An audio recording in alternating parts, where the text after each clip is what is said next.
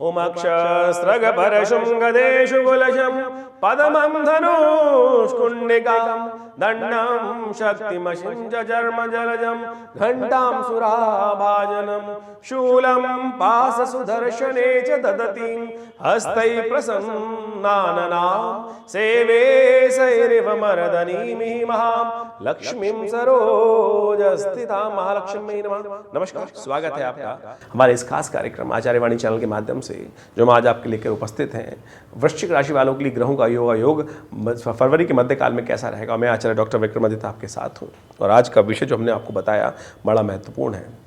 देखिए, ग्रहों का योग परिवर्तन की तरफ हर समय चलता रहता है और इस परिवर्तन का योग प्रभाव आपके ऊपर क्या होगा वो ज्योतिष विज्ञान के माध्यम से आप समझ सकते हैं। वृश्चिक राशि वालों के स्वामी जो हैं वो है मंगल, और मंगल इस वक्त उच्च राशि में विराजमान हो गए हैं और बड़ा सुंदर योग आपकी राशि के अनुसार से पराक्रम भाव में बनाने वाले हैं। और ये आप सोच समझ के कार्य करेंगे सुंदर तरीके से तो पराक्रम से आपको लाभ प्राप्ति के योग भी बना सकते हैं। शुक्र का योग उनके साथ बनने वाला है। साथ साथ शनि महाराज अस्त होने जा रहे हैं, सूर्य परिवर्तन की तरफ जा रहे हैं। तो ये सारे परिवर्तन बड़े महत्वपूर्ण हैं। कई सारे ग्रहों का परिवर्तन मध्यकाल में हो रहा है। इस फरवरी के मध्यकाल में बुध अस्त होकर होंगे, फिर शुक्र परिवर्तन की तरफ जाएंगे, शनि अस्त हो जाएंगे, सूर्य परिवर्तन की तरफ जाएंगे और साथ साथ फिर बुध परिवर्तन में जाएंगे। कई सुंदर योग बन रहे हैं। इसमें कई ऐसे योग बन रहे हैं कि सुंदर तरीके से उन योगों का लाभ ले लें तो आप बहुत अपने ग्रहों को स्थिति को बहुत सुंदर कर सकते हैं। तो वृश्चिक राशि वालों सिलसिलेवार तरीके से ग्रहों का योग समझ लो कि क्या कुछ होने वाला है फरवरी के मध्यकाल में आपके साथ, कैसे उन ग्रहों को लाभ आप ले सकते हैं। 10 फरवरी के दिन हम आरंभ करें तो गुप्त नवरात्रि के दिन से ये आरंभ हो रहा है। शनिवार का अवसर, प्रतिपदा, माघ मास के शुक्ल पक्ष की प्रतिपदा, कुंभ में चले जाएंगे। चंद्रमा जो आपके चतुर्थ भाव में उपस्थित होंगे और ये बहुत सुंदर तरीके से शनि के साथ सुंदर योग बनाएंगे आपकी राशि के अनुसार से। बुध उस दिन अस्त होंगे। बुध आपकी राशि के अनुसार से समझो तो आपके विशेष तौर पर लाभ के स्वामी हैं। लाभ का स्वामी जब अस्त हो जाता है ना तो थोड़ा दिक्कत दे देता है, तो इसको उपाय करना पड़ेगा आपको। महासरस्वती जी की आराधना करें। गुप्त नवरात्रि आरंभ हो रही है, बहुत बढ़िया तरीके से माँ भगवती दुर्गा की पूजन करें, यज्ञ करें। सबसे श्रेष्ठ कर्म है संसार में यज्ञ, वही श्रेष्ठतम कर्म। हम यज्ञ ही शून्य हो गए। हमारी संस्कृति यज्ञ प्रधान संस्कृति थी। जन्म से लेकर यज्ञ मृत्यु तक यज्ञ ही हमारे यहाँ सब कुछ बताया गया था, लेकिन आज समय के कालांतर में हमने अपनी संस्कृति को छोड़ दिया, यज्ञ हमने करने बंद कर दिए। हमने विवेकानंद योगाश्रम में इस गुप्त नवरात्रि के अवसर पर सुंदर शतचंडी महायज्ञ का आयोजन किया है। आप सब उसमें सम्मिलित हो सकते हैं। संपूर्ण जानकारी के लिए आप फ़ोन कर सकते हैं और ऐसे में अपने ग्रहों का जो अस्त प्रभाव है उसको ठीक करने के लिए सुंदर गुप्त नवरात्रि सही समय पर आई हैं। इनका सानिध्य लेंगे तो आपके इन अस्त ग्रहों का प्रभाव आपके लिए अशुभ नहीं होगा। नहीं तो बुध अस्त होने के कारण से आपके लिए ये मार्ग कहीं ना कहीं सब कुछ ग्रह ठीक होते हुए भी लाभ का स्वामी अस्त है, तो जब जिसके लिए कार्य किया जा रहा है वो लाभ ही नहीं होगा तो फिर क्या फायदा। तो ऐसे में ठीक करने का आपको प्रयास करना चाहिए। गौ सेवा करें, गाय को पालक खिलाएं, हरी चीज़ों का दान करें। इस सबसे ग्रहों का परिवर्तन करने का योग बना सकते हैं आप। 11 फरवरी को ग्रहों का योग दिखाता है कि द्वितीया तिथि, रविवार का अवसर और साथ साथ उस दिन बात करें तो बृहस्पति के विशेष तौर पे ग्रहों का परिवर्तन का योग जो है मकर राशि में शुक्र का परिवर्तन होने जा रहा है और शुक्र वहाँ पर जाकर आपकी राशि के अनुसार से तृतीय भाव में मंगल के साथ विराजमान हो जाएंगे। शनि हो जाएंगे अस्त, बिल्कुल सन्निकट आ जाएंगे सूर्य के, और शनि सूर्य के प्रभाव से अस्त हो जाएंगे। और आपकी राशि के अनुसार से बात करें तो चतुर्थ भाव में सुख के भाव में आकर शनि पूर्ण ताकत में थे, वो कहीं ना कहीं आपको सुख में तो वंचित करेंगे, लेकिन जो आपकी विशेष तौर पर कार्यों को पूर्ण करने में हिंड्रेंस उत्पन्न कर रहे थे उसमें कहीं ना कहीं लाभ मिल जाएगा। तो एक अच्छा एक खराब। सुख कम करेंगे, वाहन के सुख को कम करेंगे, माता के साथ कुछ ना कुछ क्लैश कराएंगे, लेकिन आपके लिए कहीं ना कहीं विशेष तौर पर सफलता का मार्ग प्रशस्त कर सकते हैं, सम्मान का भाव प्रशस्त कर सकते हैं। शनि का लोप हो जाना, अस्त हो जाना एक तरह से शनि के प्रभाव को शून्य कर देगा और हो सकता है आपके स्वभाव में ही परिवर्तन आ जाए। शनि आपके लग्न को देख रहे थे तो जिद्दी बना रहे थे, उसमें ही परिवर्तन का योग बनाएंगे तो एक तरह से आपके लिए कई मामलों में अच्छा भी रहेगा। तो ऐसे में आप विशेष तौर पर भगवान की आराधना करें, सूर्य को जल दें, गेहूं का दान करें। ये सब उपाय कर आप लाभ ले सकते हैं। 12 फरवरी को विशेष तौर पर तृतीया तिथि है और साथ साथ सोमवार का अवसर, और मीन में चले जा रहे हैं चंद्रमा सुबह करीब 5:48 पर। और मीन में चंद्रमा का जाना आपके लिए राहु के साथ ये योग बनेगा, ये बड़ा सुंदर योग बनेगा। राहु वहाँ पर आगे बुद्धि को खराब करने के योग बना रहे हैं, जो आपके लिए सही समय पर सही बुद्धि का लाभ नहीं देने दे रहे हैं। लेकिन चंद्रमा का वहाँ परिवर्तन होकर जाना इस समय गोचर के दृष्टिकोण से अच्छा रहेगा आपके लिए। इस दिन गौरी तृतीया है, माँ भगवती दुर्गा की आराधना करने का अवसर है। माँ भगवती की घंटा की आराधना करने, गुप्त नवरात्रि के योग चल रहे हैं, तो ऐसे में विशेष तौर पर भगवती की आराधना करें। और यदि हो सके तो तिल के द्वारा हवन करें। तिल चतुर्थी का भी योग बन गया है, तो ऐसे में विशेष तौर पर भगवती की आराधना करते हुए तिल के द्वारा यदि मंत्रों से यज्ञ कर लें भगवती के देवी सूक्त के द्वारा तो बहुत सुंदर रहेगा आपके लिए। 13 तारीख की यदि हम बात करें तो उस दिन चतुर्थी का अवसर, मंगलवार का योग, ये 2 योग का निर्माण कर रहा है।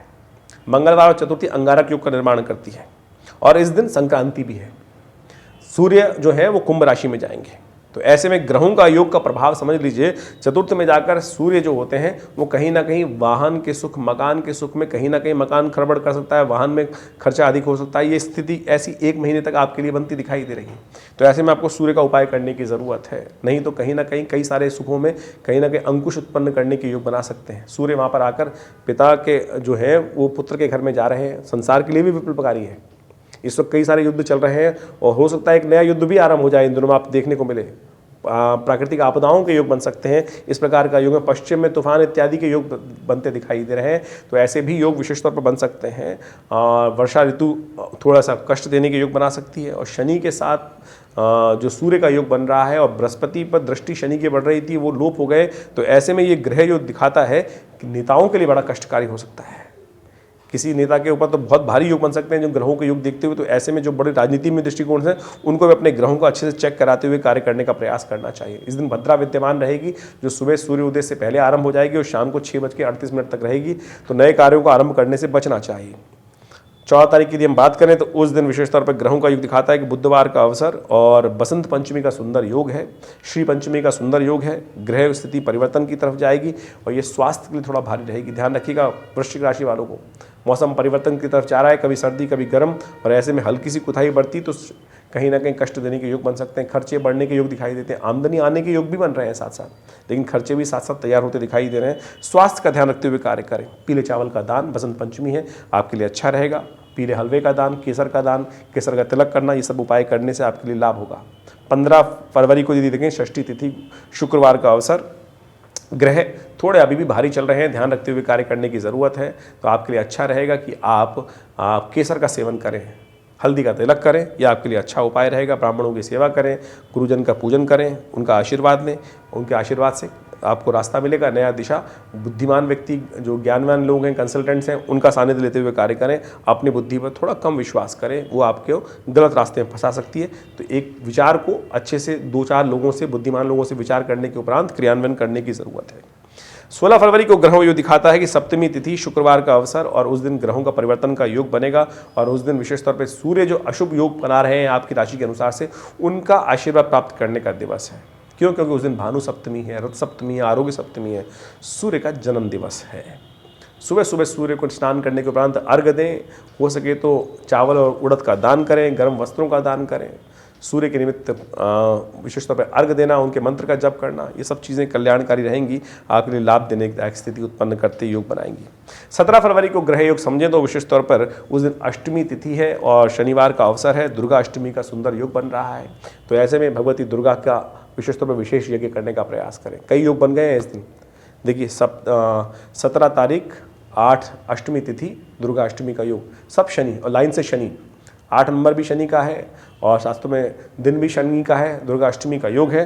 तो शनि को प्रसन्न करने का दिवस। शनि इस वक्त कमज़ोर हो गए हैं आपकी राशि के अनुसार, सुख देने वाले हैं और वो कमज़ोर हो गए हैं, तो ऐसे में शनि को प्रसन्न करने के लिए माँ भगवती दुर्गा का विशेष रूप से स्तवन करें, हो सके तो हनुमान चालीसा का पाठ करें, ये सब शुभ रहेगा। सर्वार्थ सिद्ध योग विद्यमान है। नए कार्य आरंभ करने के लिए सुबह 8:46 से योग बनेगा जो अगले दिन तक विद्यमान रहेगा। 18 तारीख को बड़ा सुंदर अवसर है, गुप्त नवरात्रि का अंतिम दिवस है। ऐसे में हमने विवेकानंद योगाश्रम में सुंदर यज्ञ भी रखा है जो सुबह 7 बजे से आरंभ होगा पूजन के साथ, 8 बजे यज्ञ होगा और उसके बाद 11 बजे पूर्णाहुति होगी। आप सब लोग माँ भगवती के सानिध्य में होने वाले इस यज्ञ का सादर आमंत्रित हैं। दिल्ली में विवेकानंद योगाश्रम में सुंदर यज्ञ का, भंडारे का सुंदर आयोजन है। माँ दुर्गा सप्तशती के संपूर्ण सहस्त्र चंडी का यज्ञ चल रहा था जो, वो पूर्णाहुति पे रहेगा। आप सब लोग सादर आमंत्रित हैं। फ़ोन नंबर पर संपर्क साध कर अपने लिए लाभ के योग बना सकते हैं। ग्रहों की स्थिति हमने आपको समझाने का प्रयास किया और वो विशेष तौर पर परिवर्तन की तरफ है। बृहस्पति जो विशेष तौर से शनि की दृष्टि से बाहर आ गए हैं, ये थोड़ा सा कहीं कष्ट देने के योग बना रहे हैं आपकी राशि के अनुसार से, लेकिन चंद्रमा प्रशस्त हो गए हैं। नए विचार उत्पन्न हो सकते हैं और वो आपको लाभ देने के योग बना सकते हैं। तो ऐसे नए विचारों के साथ कार्य करना आपके लिए अच्छा रहेगा। 19 फरवरी को और 20 फरवरी को ग्रह समझें कि उस दिन विशेष तौर पर ग्रहों का परिवर्तन का योग आपके लिए थोड़ा सा भारी हो सकता है। ध्यान रखते हुए कार्य करने की जरूरत है। मन थोड़ा सा उच्चाट हो सकता है, मन थोड़ा सा परेशान हो सकता है। ग्रह दिखा रहे हैं चंद्रमा शीर्ण अवस्था में है। बुध भी विशेष तौर पर परिवर्तित होते हुए कुंभ राशि में चले जाएंगे और वो अवस्था थोड़ी सी क्षीण रहेगी। ऐसे में लगातार बुध के निमित्त उपाय करें। ब्रांग ब्रिंग ब्रोंग से बुधाय नमः मंत्र जप करें। सोमवार का अवसर है, कोशिशें करें गाय के निमित्त पालक इत्यादि का दान करें। मूंग भिगोकर विशेष तौर पर गाय को खिलाएं। ये सब उपाय कर कर आप लाभ ले सकते हैं। ग्रह थोड़े से क्षीण अवस्था में चल रहे हैं, इन सबको समझते हुए कार्य करें। 20 फरवरी को विशेष तौर पर एकादशी है, जय एकादशी का सुंदर योग पड़ रहा है।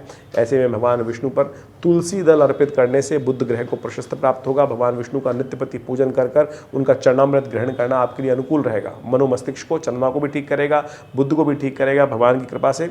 तो विशेष तौर पर सुबह सुबह मंदिर में जाकर भगवान शालिग्राम पर चरणामृत अर्पित करें, कल्याण के योग बनेंगे। ईश्वर कृपा से कल्याण होगा। ग्रहों का परिवर्तन किस प्रकार से आपकी राशि में खेल खेल रहा है, इन सबको एनालाइज करने के लिए हम एक छोटे से तरीके से, यानी राशि के हिसाब से आपके समक्ष संपूर्ण रूप से दिन पर दिन क्या ग्रहों का योग रहेगा बताने का प्रयास करते हैं। और आप सबको भी इन चीज़ों को समझते हुए कार्य करने का प्रयास करना चाहिए। देखिए, राशि तो एक पहलू है, लेकिन इसके अलावा भी जन्मपत्री को अच्छे से एनालाइज करने की जरूरत होती है कि जन्मपत्री में राशि कौन सी है, लग्न कौन सी है, नवांश में किस प्रकार के ग्रह योग बना रहे हैं। उन सब चीज़ों को यदि सही समझ लिया जाए तो बहुत सुंदर तरीके से आप अपने जीवन में किस प्रकार से समय आपको कहाँ ले जा रहा है वो अच्छे समझ सकते हैं। फिर भी बहुत सारे लोग इस बात पर भ्रांति में रहते हैं कि राशि तो जनरल है। जी हाँ, राशि तो जनरल है, लेकिन फिर भी उसी 12 राशियों में तो पूरा संसार विभाजित है और उन 12 कैटेगरीज में हम बहुत सारी चीज़ों को एनालाइज कर सकते हैं ओवरऑल बड़े ब्रॉडर वे में। माइन्यूट सटल तो जितना ज़्यादा देखने का प्रयास करेंगे वो उतना ज़्यादा गहरे उतरेंगे तो उतना लाभ तो होगा ही होगा, वो तो एक डेफिनेट बात है। लेकिन सार्वभौमिक रूप से राशि भी बहुत काम करती है।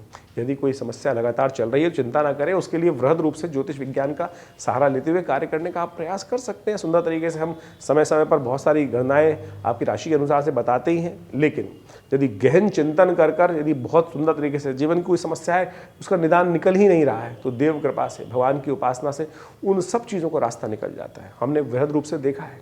यदि समय बहुत बुरी तरह से परेशान कर रहा है, मुकदमे शांति नहीं हो रहे हैं, तो हमने देखा कि ऐसे में माँ भगवती दुर्गा की आराधना के लिए दुर्गा जी की विभिन्न मंत्रों का अनुष्ठान यदि किया जाए उससे परिवर्तन के योग बनते हैं। बगलामुखी जी का अनुष्ठान, महाकाली जी के अनुष्ठान बिल्कुल अप्रत्यक्ष रूप से लाभ देते हैं। बहुत सारे लोग मन में भ्रांति होती है शायद अनुष्ठान पूजा पाठ जो है अरे बिल्कुल परिवर्तन करने का योग बनाते हैं। उपाय है ना, रेमेडियल एस्पेक्ट तो यही है।